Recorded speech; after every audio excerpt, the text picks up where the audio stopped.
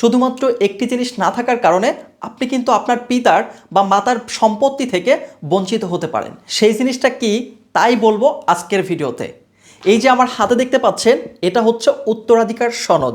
অনেকে আমাকে ইনবক্সে জিজ্ঞেস করে থাকে, আমি তো জায়গা জমি সম্পর্কে কিছুই বুঝি না, তাহলে আমার পিতামাতার সম্পত্তি বুঝে নেওয়ার জন্য আমাকে কোন বিষয়ে সতর্ক থাকতে হবে?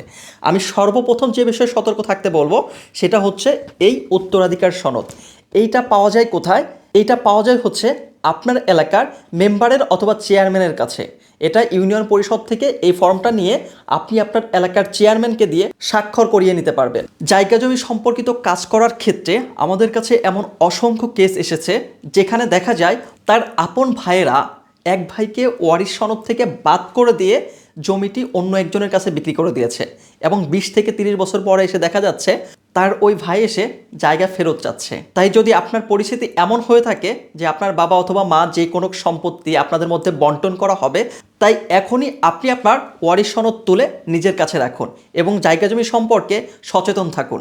কারণ আপনি যদি সচেতন না থাকেন তাহলে এই সাধারণ ব্যাপারটার জন্য পরবর্তীতে কিন্তু আপনাকে অনেক ভুগতে হতে পারে।